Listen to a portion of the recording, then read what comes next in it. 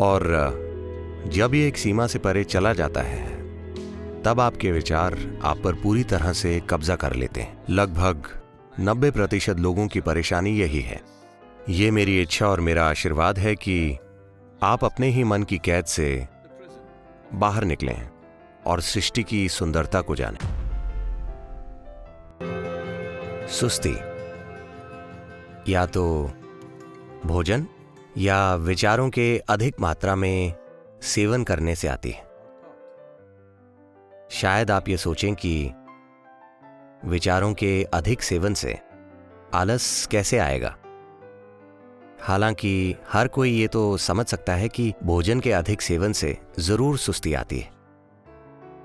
अगर विचार आपको खा रहे हैं तो आप देखेंगे कि आप बिस्तर से बाहर ही नहीं आना चाहेंगे। मैं विचार प्रक्रिया की बात नहीं कर रहा, मैं विचारों के ज्यादा सेवन की बात कर रहा हूं, जिसका मतलब है विचार लगातार बह रहे हैं, बिना आपके प्रयास के, बिना आपके ध्यान के, बिना आपके इरादे के। जब ऐसा हो जाता है तब आप देखेंगे कि स्वाभाविक रूप से आप भौतिक गतिविधियों से बचना चाहेंगे, और जब ये एक सीमा से परे चला जाता है तब आपके विचार आप पर पूरी तरह से कब्जा कर लेते हैं।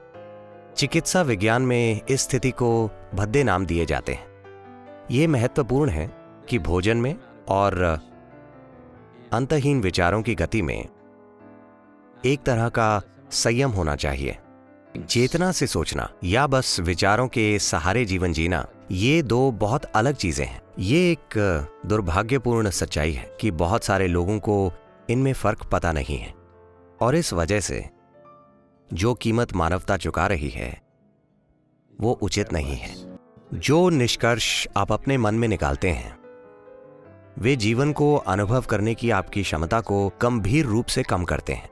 जितने ठोस आपके निष्कर्ष होंगे उतना ही ज्यादा आप उनके आधार पर अपनी पहचान बनाएंगे, और उतनी ही ज्यादा आपको अपनी मानसिक सच्चाई, अस्तित्व की सच्चाई लगने लगेगी।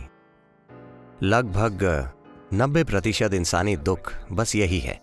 आप अपने मानसिक नाटक को सच्चाई समझने की भूल कर बैठते हैं। यह आपका नाटक है, आप इसके साथ जैसे चाहे खेल सकते हैं। अगर आप इस नाटक के अच्छे निर्देशक हैं तो आप इसे जैसा चाहे बना लेंगे, नहीं तो ये बेतरतीबी से हो रहा है। यही अस्तित्व की सच्चाई है।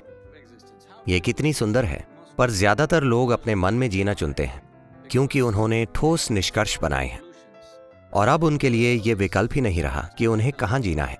अब समय है कि आप इस धरती पर जिएं, इस सृष्टि की सुंदरता और इस सृष्टि में सृष्टा की उपस्थिति की भी अनुभूति कीजिए। सृष्टि के हर पहलू पर बस पर्याप्त ध्यान दीजिए और आप सृष्टि के स्रोत की उपस्थिति को उसमें देखेंगे। आपको यह अनुभव करने की जरूरत है। मानसिक नाटक आपका बनाया हुआ है। जो अस्तित्वगत नाटक यहां हो रहा है उसकी तुलना में मानसिक नाटक बहुत छोटा है। अब समय है कि आप इसका आनंद लें। यह मेरी इच्छा और मेरा आशीर्वाद है कि आप अपने ही मन की कैद से बाहर निकलें और सृष्टि की सुंदरता को जानें। बुनियादी चीज, सबसे मौलिक पहलू जिसका आपको ध्यान रखने की जरूरत है वो ये है कि आप निष्कर्ष मत बनाइए। अगर आप निष्कर्ष नहीं बनाते तो आपके मन के दरवाजे बंद नहीं होंगे। अगर आप केवल अपना तर्क लगाते हैं और अपनी समझ के दूसरे पहलुओं को नजरअंदाज करते हैं तो आप जीवन की हर छोटी चीज को लेकर भ्रमित रहेंगे, क्योंकि तर्क एक काटने वाला उपकरण है। ये एक चाकू की तरह है।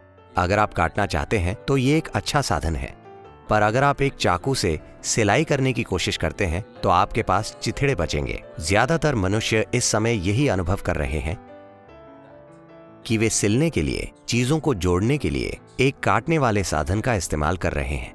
आप जितना प्रयास करेंगे आपके अंदर आपके उतने ही चीथड़े होंगे। ऐसा समय था जब लोगों ने दुनिया को बांटा था, फिर वे और ज्यादा बांटते चले गए। आपने ये देखा, ऐसा समय था जब लोग साथ रह पाते थे। भारत में ऐसे परिवार थे जहां एक परिवार में 400-600 लोग होते थे। वे एक ही घर में रहते थे। फिर धीरे धीरे घर में बस माता पिता और उनके बच्चे और पोते पोती रहने लगे। फिर दादा दादी थोड़ी समस्या बन गए तो हमने उन्हें कहीं और भेज दिया। अब बच्चे समस्या बन गए हैं, हम उन्हें कहीं और भेज रहे हैं। और धीरे धीरे पति और पत्नी अलग अलग घरों में रह रहे हैं और वीकेंड पर मिल रहे हैं। बस यही नहीं, अपने भीतर भी आपने अपने आप को कई हिस्सों में काटकर खुद को कई लोगों में बांट दिया है, क्योंकि तर्क काटने की प्रक्रिया है। अगर आप जीवन के हर आयाम के लिए केवल अपने तर्क का ही इस्तेमाल करते हैं तो आपका यही हाल होगा। एक दिन आपकी मानसिकता खंडित हो जाएगी। हाँ, तो ये महत्वपूर्ण है कि मन के दूसरे आयाम आपके भीतर जीवित हों। बुद्धि के उन आयामों के जीवित हुए बिना आपका दिल नहीं धड़केगा, आपका लिवर काम नहीं करेगा, आपकी किडनी काम नहीं करेगी, ये सब कुछ नहीं होगा। ये सब आपके तर्क से नहीं हो रहा। तो आपके भीतर समझ के ऐसे आयाम हैं जिनकी खोज की जानी चाहिए और उन्हें आपकी चेतना में जीवित होना चाहिए।